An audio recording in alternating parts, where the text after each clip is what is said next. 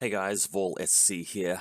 Time for a bat rep between Druze, the mercenary sectorial, the brand new one.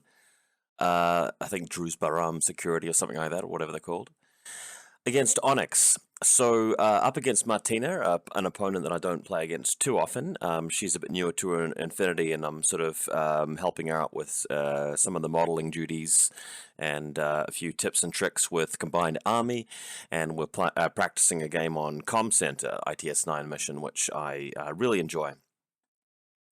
So for this one, my opponent has won the roll for first turn and is, well, for initiative, I should say, and opted for turn order and taken second turn, which is a wise choice.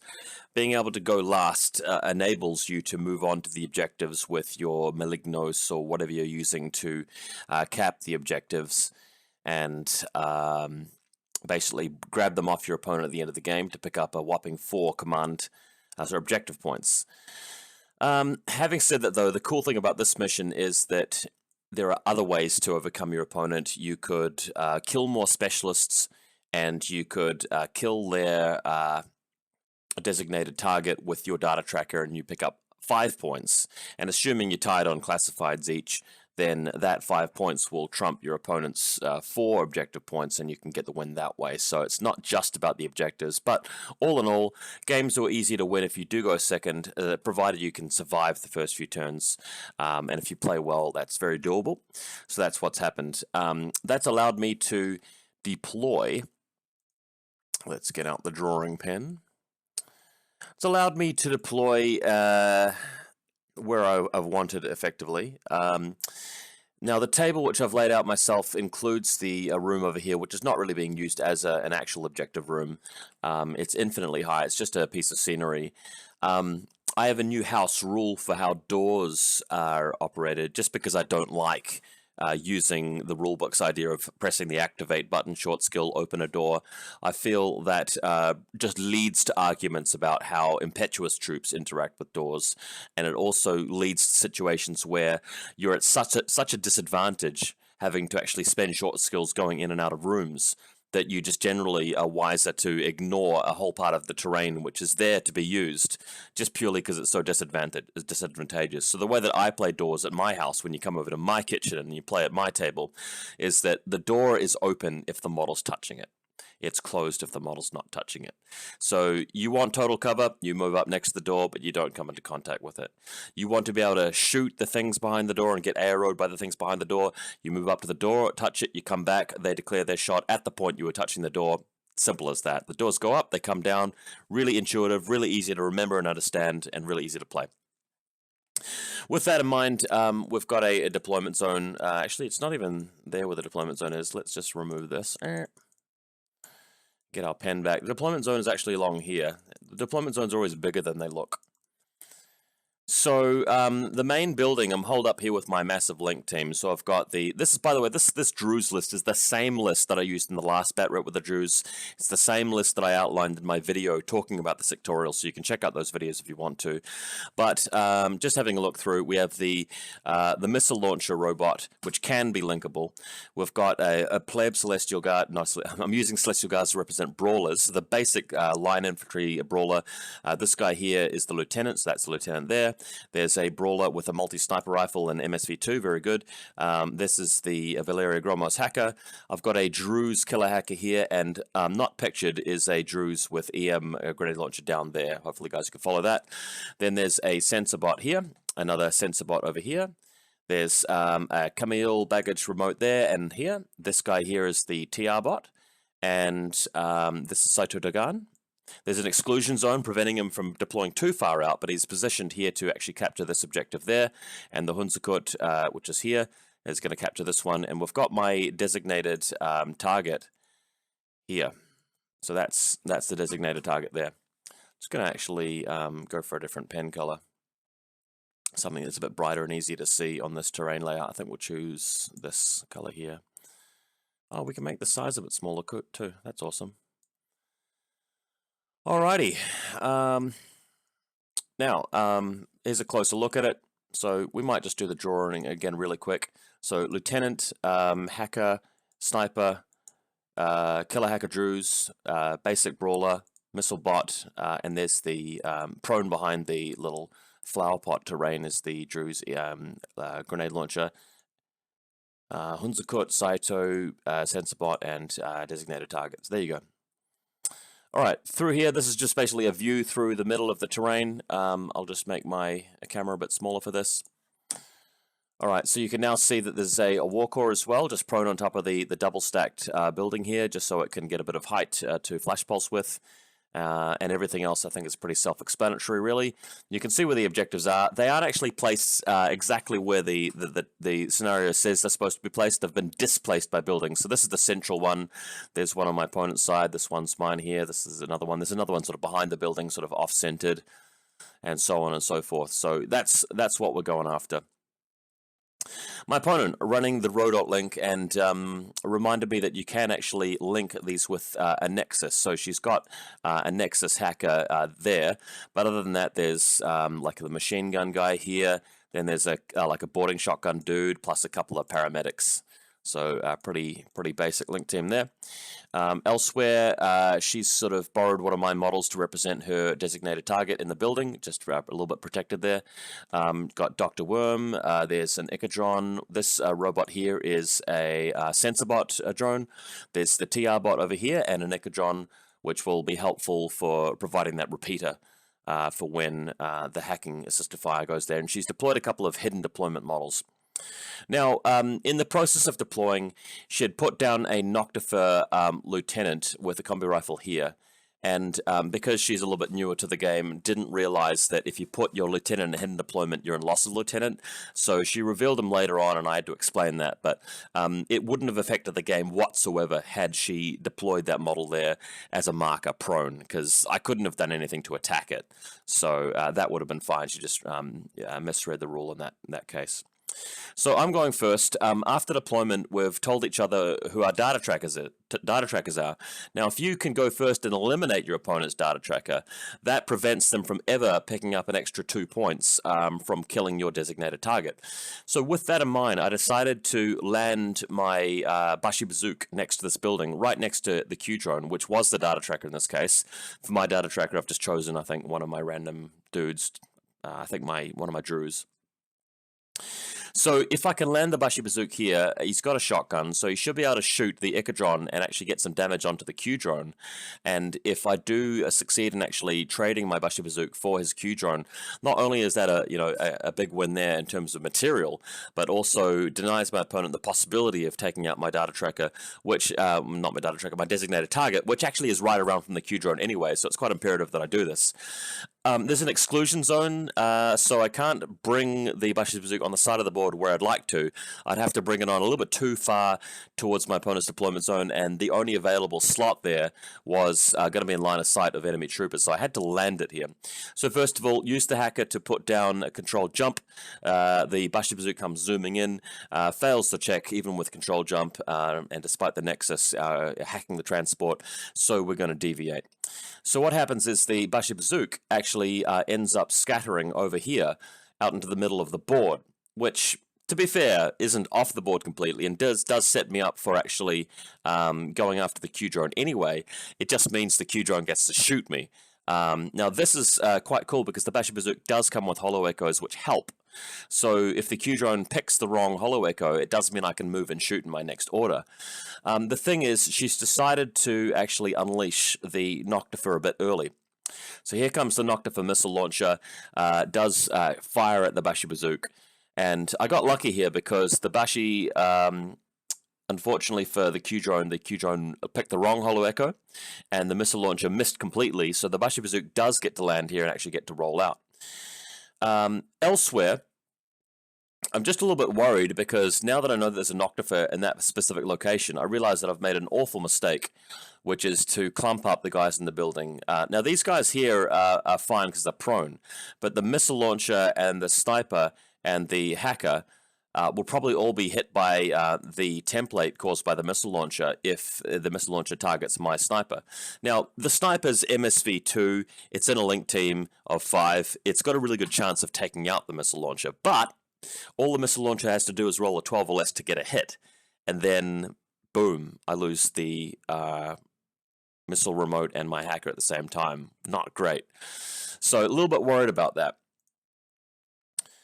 Bashir Bazook moving forward. What I'm trying to do here is actually shoot my shotgun at the Q drone. But the problem is that I don't have cover. The Q drone's got mimetism and cover, and then there's a missile launcher shooting me as well. So even with maybe splitting burst, it's just terrible. I'm up against TO camo. So sadly, thanks to that scattering, even though I do spend an order trying to get some luck happening, nothing does eventuate, and the Bashir Bazook is destroyed. So elsewhere on with the mission, Hunzakut rolling up, standing next to the data tracker here, the designated target of mine, sorry, and presses the button, so securing the first console for the sake of the Druze security sectorial. Elsewhere, moving up with a Pathfinder remote, represented by this left bot here, and pressing another button. Saito Tagan moving out in full view of the Noctifer. Noctifer knows that Saito has no chance of shooting him from that range, so just goes for a discover and gets really lucky and rolls a very low number to discover him. So here he is discovered, as you can see in front of this white crate, which forces him to actually spin his next order, throwing smoke in the way to block line of sight, because he doesn't want to get shot by the Q drone or the missile launcher, of course. So throwing smoke down first, then that allows us to move through and open the door and shoot at the enemy designated target. Unfortunately, Saito is not the data tracker. I'd have to deploy him without using marker state for that. So just picking up the solitary point for this, but every point counts. So destroying the designated target here is quite good. Remember, if the game ends with both of us having picked up the same number of objectives, well, it's going to come down to tiebreakers like killing the designated target and classifieds and specialists, right? So here we go. Saito does get the kill. Now, as he moves away, as he moves from this position here over to here, and this is basically his last order, planning on using the second short stool to come right in the corner here so that he can basically face out along here and be in a sort of a comfortable spot to throw smoke or just engage things that come around the corner. As he attempts to do this, a Malignos Fort Observer comes out of head and deployment and AROs him, which sometimes this is not a great move, but in this particular case, it's actually not a bad move at all, because Saito is on his last order. So if he continues moving around the corner, well, that's a free shot, which might kill him. If he throws smoke, it's gonna disappear at the end of the turn, and he can't engage or anything like that. So all he can really do is just throw smoke to avoid the attack, and that's what he does. So the smoke, it does successfully pass, but it disappears because it's now combined army turn, and that's where he ends up. So not really in an ideal location. So my opponent rolling out with the Rodox now. The Rodoc is a heavily specialist link team, just moving to the nearest objective, and we're going to go and cap that. So you can sort of see that they're moving towards the objective on the other corner of the building opposite Saito. So the Nexus hacker just moving up, pressing the button on the console after a couple of attempts and successfully passing it. Now they're moving closer to the corner because if they come too far around the corner, they're going to get hit by my missile launcher bot, which is in the link team. So quite carefully having to just come to the corner here to this specific spot and just slice around onto Saito. And the best way to do that is with a Rodoc boarding shotgun, which gets heaps of bonuses from the link team and should easily be able to take Saito out. So that's what happens, comes up to the corner and blasts him. In the process of doing that, though, my Warcog does get a free Flash Pulse, which luckily hits and furthermore fails the BTS check. So that does blind the boarding shotgun for the rest of the turn, but not before he destroys Saito. So his job's done. Blindness will go away, and he's got plenty of other members in the link team to do jobs with.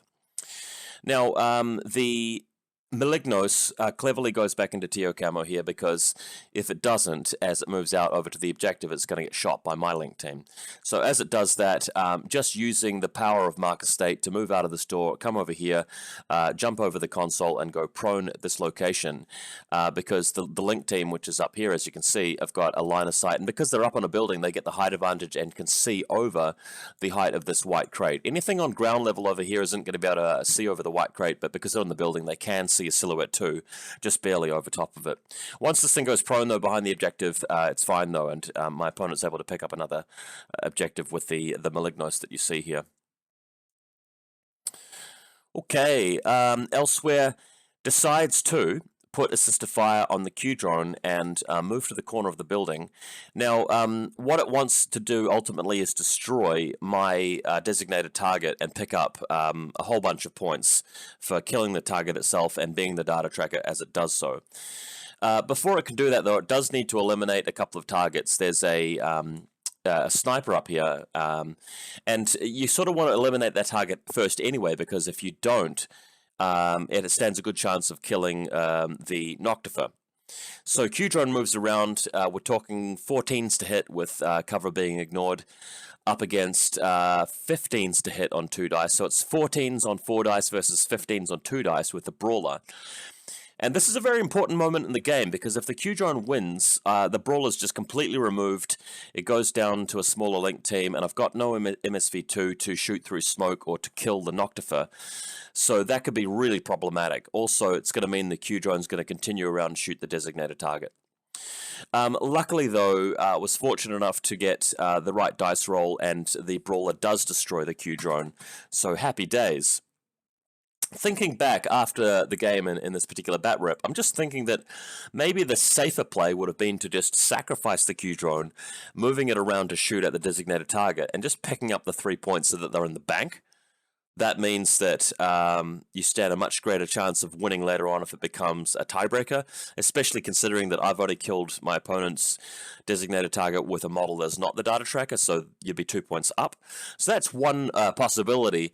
The thing is, though, you'd only have one shot at it because you get hit by the Brawler straight away, and the Q-Drone is suffering from the forest in the way of the designated target. So it's 3 dice on effectively 11s. The designated target has a chance to dodge and might pass an armor save, so it's a little bit risky, but that is one alternative move available to you here. So there's the sniper able to shoot back and luckily take out the Q-Drone, which is, as you can tell, the building on this side here. All right, so it turns around, it becomes my turn, and the first thing that I do here is that I reform the link team, and I move the hacker out of the way, and then I shoot at the Noctifer, because I have to. If I can't attack that Noctifer, there's no chance of me moving out, because it's contesting so many sightlines.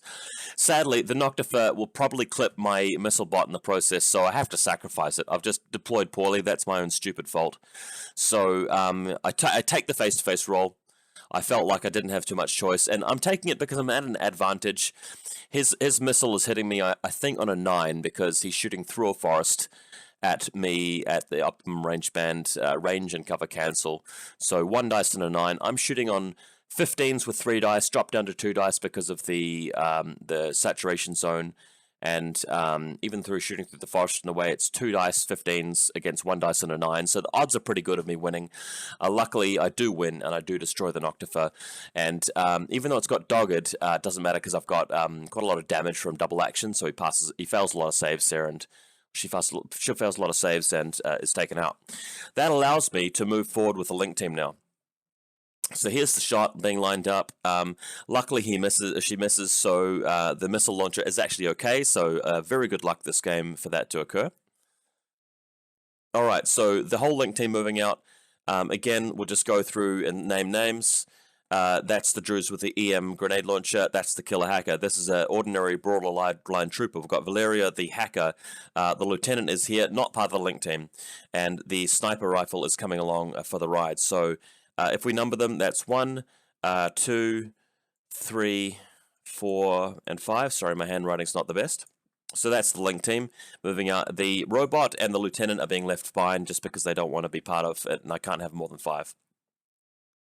So moving through to where the Hunzerkut's situated, we're planning on going through west over to the other middle objective.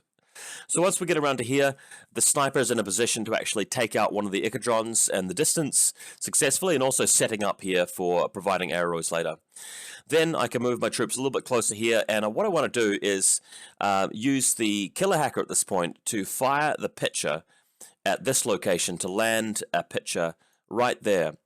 And that's going to allow me to put the zone of control range out a bit further, and she's got a Nexus hacker there that hasn't dropped a nullifier, so I'll be able to come in with a Red Rum or Skullbuster or something and destroy the Nexus hacker, and that's exactly what happens. So that's going to further reduce the Rodok Link team down a bit further. Just because I just couldn't resist, just a fun game anyway, I situated my my grenade launching guy here, and I had a couple of attempts at a spec fire targeting the corpse of the Nexus and actually trying to blow up the Rodoks. Now, this is a dumb idea because at worst it would have isolated them and the Morats anyway, so they're immune to that. So just a really stupid thing for me to do, but I just couldn't help myself. I had the EM grenade launcher on the Link team with the X-Visor. I really wanted to have a go at it, but wasted a couple of orders for no reason there. So just a bit of a stupid play. I'm not really used to this sectorial, as you guys can tell. So yeah, that's where they end up. Just hanging out. I'm feeling pretty confident because he's lost a couple of key pieces. Q-Drone and Noctifer are down. I've got a sniper interlink team with MSV2 which can shoot through these lanes here. So if he comes after me, I've got the hacking, I've got the sniper. I'm also protected by a a missile bot which has got a line of fire all the way through here. So things are pretty strong at the moment in terms of positioning. So my opponent is stuck over here, forgetting that she has paramedics to revive the Nexus. So I think we're doing something different. Let's skip ahead a couple of photos. Oh, I forgot to say that in the rest of my turn, the Hunzagut moves over to grab the other objective here, just going prone and then crawling back around the side of the car and going into marker state again. So in my opponent's turn, deciding to move out the Dr. Worm. So Dr. Worm moves along, is able to successfully, after many failed attempts, press the button here to pick up another console. Then, moving out along here, planning on actually walking past, but thinks better of it when she realizes that she's going to be up against my Druze Brawler fire team with sniper rifle, so that's not really going to work. So instead, moving the Rodoks, just spreading out. This is still a point in the game where we figured that the EM grenade launcher was going to be a threat, so just spreading out a little bit, just helping to get better positions, I suppose. Although what should have been happening here is they should have been trying to revive the Nexus with their paramedic ability. Okay, on to something a little bit more fruitful. The Malignos now, moving out and over onto the wall and avoiding the Druze thanks to marker state.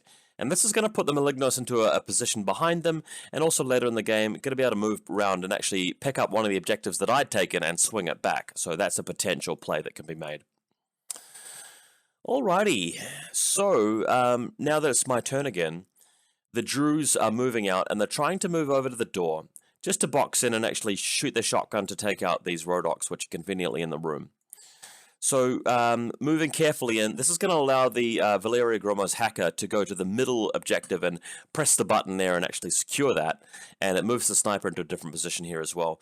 But our basic brawler, kicking the door open, getting out his light shotgun and blasting the Rodoks in the room. They shoot back. One of them gets a critical on him, but his shotgun blast goes off and takes out the one at the back. So, with a smaller Link team now, the Druze with combi rifle and EM grenade launcher moves through and basically moves to the door and comes back again and fires his combi rifle, and that is enough to eliminate the second Rodok. Also moved out with the TR bot now, moving over to here just to shoot long range now that the Rodoks have been weakened, and using the HMG to eliminate this guy and this guy. The Nexus is already dead, so leaving him there also deters the Malignos from coming across this dumpster here and actually trying to retake this objective. So having the TR bot there is helpful. Having said that though, how helpful is it really? The Malignos would be shooting with surprise attack, cover, and TO camo, and I'd be -12. I don't think I'd be able to hit him at all. So yeah, not the smartest move here by me. All right, so we've still got the Warcore in play. We've got a Pathfinder, which is now able to zoom into action, just able to drive all the way over to the enemy objective and sneakily capture that one. Unfortunately, though, I've completely forgotten to take this one here. So that was kind of stupid, because by going all the way to enemy territory to press that button and take it back, my opponent still got the final turn to be able to wrestle it back over to the side of the Onyx faction. So what I should have done is I should have realized that I'd forgotten to place a marker next to this objective and go for that one instead. Anyway, it goes over, successfully presses the button, and that's the end of my turn. Okay, so his lieutenant now appears, or her lieutenant now appears, and I'd thought it was in hidden deployment, but it really should have been marker state prone. So it appears here and does end up shooting at my sniper and at the drone here, and does manage to destroy the drone eventually. Elsewhere, the Malignos ducks over the side of the wall, shoots with the combi rifle, and thanks to Tio Cabo and my link team being a little bit less effective now because of the brawler who died, shoots the combi rifle, destroys the Druze, shoots over here, destroys the sniper rifle, and that's going to allow the Dr. Worm to sort of move out and actually take some objectives back. So with the sniper no longer covering and my hacker being prone behind an objective here, Doctor moves out and wrestles back control of this particular objective successfully. And then moving out again over here to capture this one. Doing this puts me in line of sight very briefly of the missile launcher. So the Dr. Worm basically only gets one attempt to press the button before the missile goes off. And what that results in is a situation where the button is pressed, bringing Onyx back up to 4 consoles controlled, and I have 4 as well, so we're even on consoles. But unfortunately, the only way that that could be achieved is by sending the Doctor over there. The Doctor gets hit by a missile and dies, which means that it puts the number of specialists I've killed up a notch, which means that although my opponent has killed my Pathfinder and Saito Tugan for 2 specialists, I've killed the Nexus hacker, I've killed a paramedic, and I've killed Dr. Worm now, so I've killed more specialists. So we're even on consoles. But I've killed the data tracker, the designated target, and I've killed more specialists. We're even on classifieds. Neither of us have completed them. So it's a win to Druze by 2 extra points there. So good game. Again, this has been more of a learning game. I've made some horrendous mistakes, I think, this game, playing Druze. My opponent also made some rules mistakes and general tactical mistakes, but we both learned a lot. Pretty good-looking battle report, quite an enjoyable one. I'm not going to play Druze very often. I think they're a really weak faction, but I'm actually keen to play some Onyx myself. I've bought some new models recently. I'm repainting some of my combined army, so hopefully we'll have some Onyx bat reps where I'm playing them, and we'll see how that goes next time. See you soon, guys. Thanks for watching.